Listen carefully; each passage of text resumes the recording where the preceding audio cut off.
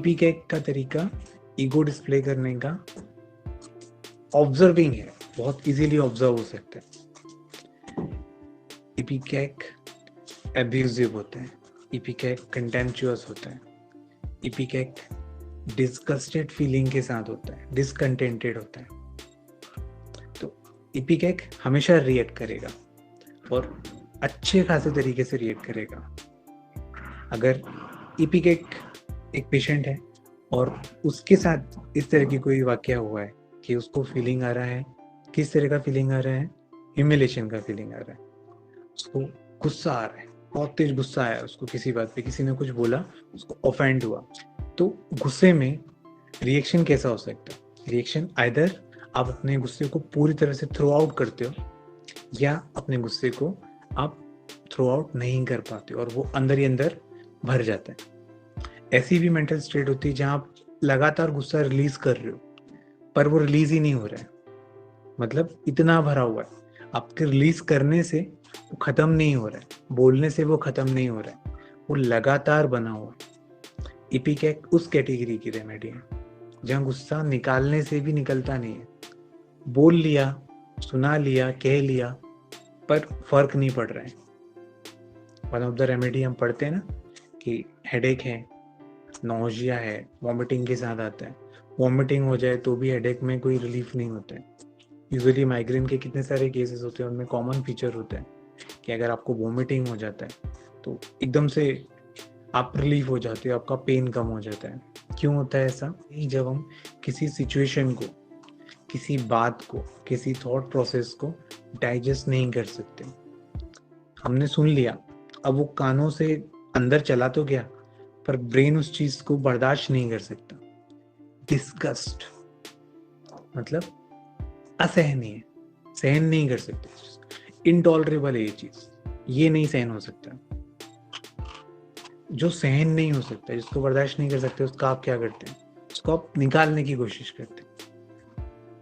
तो जो बात नहीं उतर रही है, जो गले नहीं उतर रही है, जो दिमाग में सेटल नहीं हो पा रही है, वो नौजिया की फीलिंग लेके आती है, कॉन्स्टेंट नौजिया। वॉमिटिंग से भी रिलीफ नहीं होने वाला नौजिया, वॉमिटिंग कर ली फिर भी नौजिया बना हुआ है। क्यों? क्योंकि जो थॉट नौजिया और वॉमिटिंग लेके आ रहे हैं वो लगातार बने हुए हैं, वो रिलीज नहीं हो रहे हैं। मतलब इंडिग्निफाइड फील आया, आपको बुरा लगा, आपको ह्यूमिलेटेड फील आया, आपको ऑफेंडेड फील आया और आपके अंदर खूब सारा गुस्सा जनरेट हुआ और वो गुस्सा रिलीज आउट नहीं हो रहा है। आप बोल रहे हो, आप कंटेम्पचुअस हो रहे हो, आप लोगों को खूब कुछ कह रहे हो, जिसने आपको ऑफेंड किया आप उसको भी खूब बोल लिए, फिर भी आपके अंदर का गुस्सा शांत ही नहीं हो रहा है। यहाँ तो वो चीज जो ऑफेंड हुआ है वो चले जा रहे हैं, वहां हम इपिकेक के लिए सोच सकते हैं। ये मेंटल स्टेट बहुत कॉमनली मिलेगी।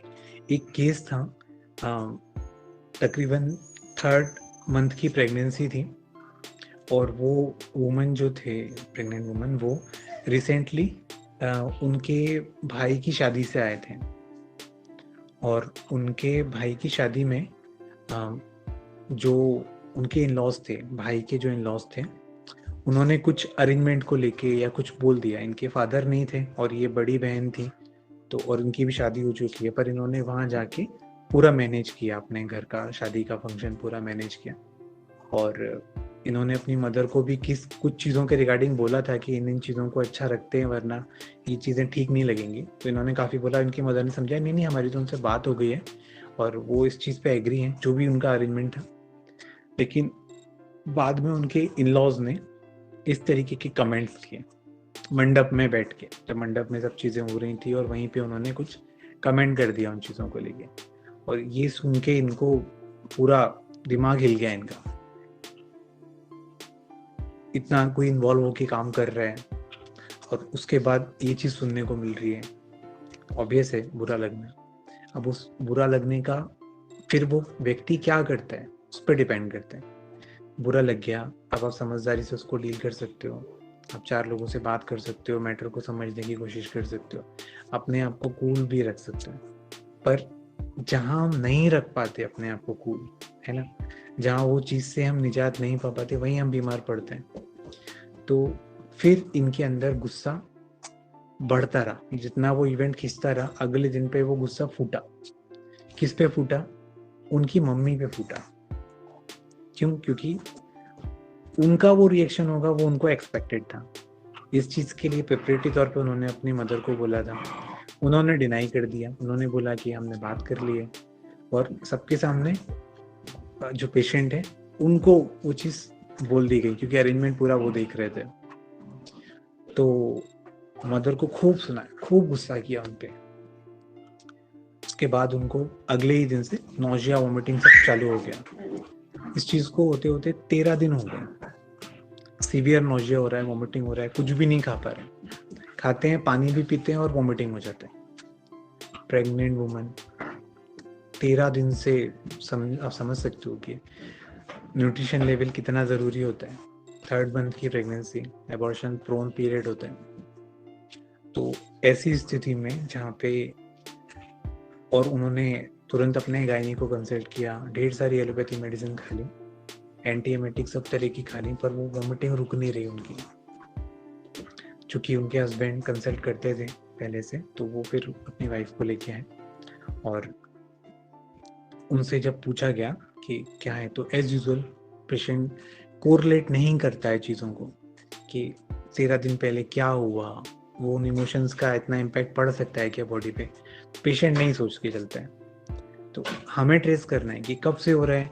अच्छा, तब आप क्या कर रहे थे, कहाँ थे, क्या इवेंट आपके साथ हो रहे थे। ऐसे नहीं पूछना है कि क्या चीज़ का बुरा लगा आपको, तो वो नहीं कोरिलेट कर पाएगा। हमें उसको सिस्टमेटिकली चेन ऑफ थॉट्स हमको उसको देना है, ताकि वो स्टेप बाय स्टेप मेमोराइज करेगा चीज़ों को। तो हो सकता है कुछ प्रोमिनेंट चीज़ें होंगी तो क्लिक हो जाएंगी। तो फिर जब उसके बारे में बात हुई कि अच्छा उस दिन क्या हुआ था, शादी में सब कैसा रहा, वहाँ पे आप अरेंजमेंट कर रहे थे, क्या कर रहे थे, तो धीमे धीमे करते हुए फिर जाके वो बात, करीबन आधा पौन घंटा लगा इस चीज़ को रिवील होने में, कि क्या चल रहा है, क्या होगा वहाँ पे शादी में। इतना अंदर चला जाता है वो, मतलब वो चल रहा है, वो आज भी गुस्सा भरा हुआ है, पर पर्सन कोरिलेट नहीं कर सकते कि वो क्यों, क्या हो रहा है, हम कितना अंदर ट्रबल्ड है, इस चीज़ को महसूस नहीं कर सकते। इस अवेयरनेस की कमी है। तो इसको सिस्टमेटाइज करके हम पूछ सकते हैं, है ना। तो फिर उन्होंने बताया पूरा इंसिडेंस के ऐसी ऐसी चीज़ें हुई थी। तो उनके रूब्रिक लिए गए, anger suppressed, indignation, constant nausea, vomiting, और वॉमिटिंग का जो पैटर्न था, और इपिकैक का एक सिंगल डोज दिया गया। एक और ऐसा केस था जिसमें सीवियर वॉमिटिंग हो रही थी, और ये केस विद इन 12-13 आवर्स में वो नोजिया वगैरह सब बंद हो गया और उनका खाना पीना चालू हो गया। मैंने धीरे धीरे उनको डाइट, पहले लाइट डाइट और फिर नॉर्मल खाने की तरफ शिफ्ट कर दिया।